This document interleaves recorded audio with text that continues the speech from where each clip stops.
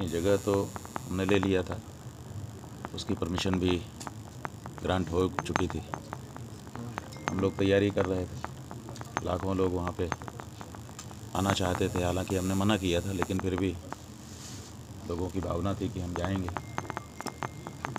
अब उसके बाद अचानक उन्होंने कहा कि लॉ एंड ऑर्डर बिगड़ जाएगा, ऐसा कह करके निरस्त कर दिया हमारी परमिशन को। तो इससे हम लोगों ने ये समझा, हम लोग तो पूछ ही रहे हैं, सभी पार्टियों से पूछ रहे हैं कि आप बता दीजिए कि आपके मन में गाय के बारे में स्पष्ट रूप से कौन सी भावना है, गाय के पक्ष की भावना है कि विपक्ष की भावना है। तो अब ये जो वहाँ पे हम जा कर के बैठ रहे थे दिन भर प्रतीक्षा करने के लिए, उस अनुमति को भी रद्द कर देने का मतलब होता है, हम जहाँ तक समझ पा रहे हैं, कि हम तो हमसे क्या पूछोगे, हम पूछने ही नहीं देंगे, तुमको प्रश्न ही नहीं उठाने देंगे। जवाब देना तो दूर, प्रश्न उठाने वाले को बैठने ही नहीं देंगे कि बैठ करके वो प्रश्न पूछ सके। ऐसी परिस्थिति हो गई। आपकी आगे की रणनीति क्या है?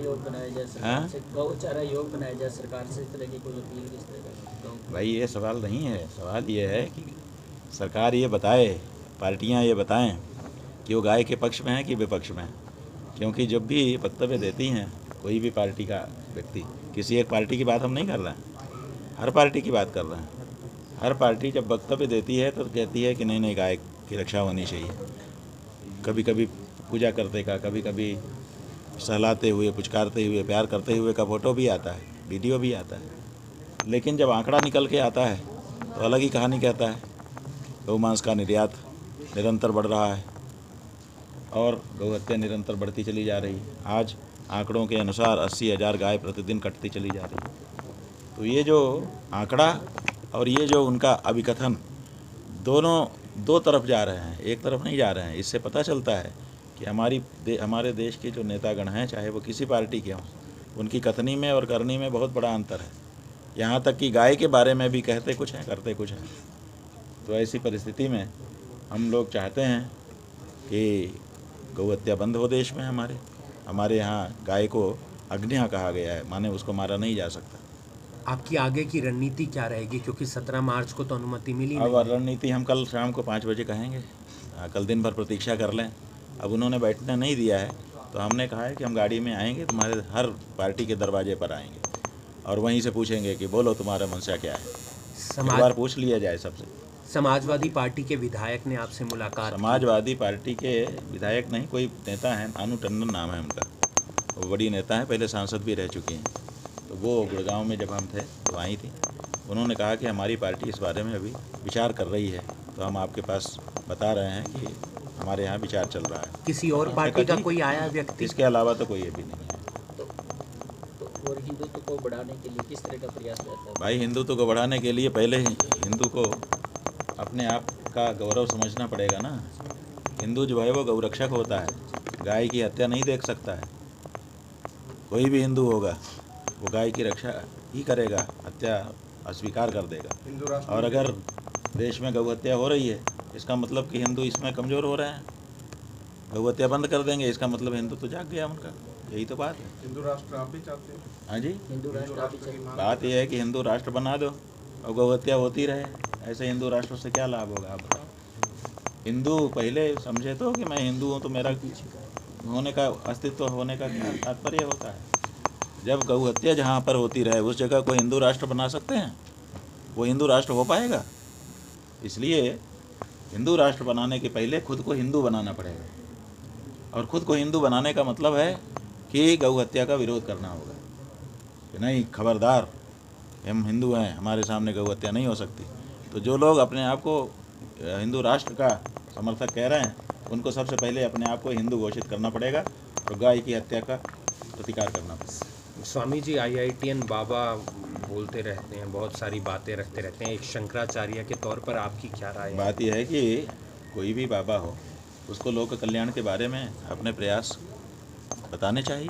वो बताएं कि लोक कल्याण के लिए उनकी तरफ से कौन सा प्रयास हो रहा है, हम लोग उस पर विचार करेंगे। बाकी बातें होती रहती हैं, बातों से क्या उपलब्धि होगी, आप बताओ। बातों से चैनल को TRP मिल सकती है, लेकिन आम जनता को क्या मिलेगा। तो इसलिए बातों से नहीं होगा। आईआईटी वाले बाबा हों, चाहे किसी और प्रोफेशन को पढ़ सीख करके आए हुए बाबा हों, सब बाबाओं का स्वागत है। लेकिन उनको बताना होगा कि उन्होंने धर्म के लिए, समाज के लिए क्या कार्यक्रम चला रखा है। बागेश्वर धाम जी ने बिहार के अंदर कैंसर एक हॉस्पिटल बनाने का प्रयास किया। ये बहुत अच्छा है कि वो कम से कम इस बात को स्वीकार तो कर रहे हैं कैंसर हॉस्पिटल की घोषणा करके कि हमारे चमत्कार से, हमारे फूंक देने से, हमारे पर्चा लिख देने से रोग दूर नहीं होगा, उसके लिए अस्पताल की ज़रूरत है। कम से कम इस बात को स्वीकार तो करने लग गए। ये ढोंग तो ख़त्म हुआ कम से कम। अच्छा है। प्रधानमंत्री नरेंद्र मोदी आपके हिसाब से कैसा काम कर रहे हैं? जब तक गाय की हत्या बंद नहीं करें हम उनको क्या कहें। हमारे देश के जितने भी प्रधानमंत्री हुए हैं उनकी हम प्रशंसा कैसे करें, क्योंकि आज़ादी के पहले सब ने कहा था कि आज़ादी इसीलिए हम प्राप्त कर रहे हैं कि गौ हत्या रोकनी है। 78 साल हो गए, कोई रोक नहीं रहा है। मोदी जी भी उसी में हैं। उनको तो अलग होना चाहिए था। उनको तो कम से कम गौ हत्या के बारे में कई बार उन्होंने अच्छे अच्छे वक्तव्य दिए थे। हम लोगों को आशा हो गई थी उनसे, कुछ ज़्यादा आशा हो गई थी और प्रधानमंत्रियों की अपेक्षा। अब वो सब आशा टूट रही है तो हम लोगों को अच्छा नहीं लगा। समाज हित के लिए आपका कौन सा एजेंडा मेन ना होता है, नाच होता है, उस पर रोक कैसे, कब तक लगेगी, इसके ऊपर आपके क्या विचार हैं? बात है कि हम लोगों ने ये बात बार बार कही है कि हमारे जो धर्म स्थान हैं उनकी अपनी एक अलग गरिमा महिमा है। पर्यटन क्षेत्र जहाँ पर होता है वो एक अलग वातावरण होता है। अब क्या हो रहा है कि हमारे देश में सरकारें रेवेन्यू इकट्ठा करने के लिए धार्मिक क्षेत्र को पर्यटन क्षेत्र के रूप में बदल रही हैं, और उसका परिणाम ये हो रहा है कि धार्मिक लोग भी वहीं पहुंच रहे हैं, पर्यटन करने वाले भी वहीं पहुंच रहे हैं। धार्मिक व्यक्ति जाता है अपने पापों का प्रक्षालन करने के लिए और भगवान का आशीर्वाद लेने के लिए, और पर्यटन करने वाला व्यक्ति जाता है आमोद प्रमोद के लिए, रिलैक्सेशन के लिए। तो दोनों के आवागमन में अंतर है, दोनों का व्यवहार इसीलिए अलग होता है। तो जब तक ये स्पष्टता नहीं बना दी जाएगी कि ये तीर्थ क्षेत्र है और ये पर्यटन क्षेत्र है, तो तब तक ये समस्या बनी रहेगी। आशीर्वाद ले रहे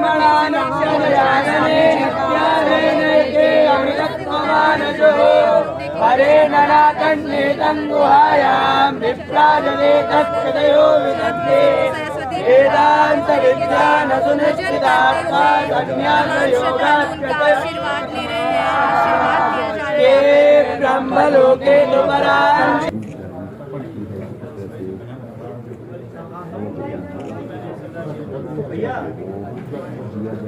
दिया जा रहा है।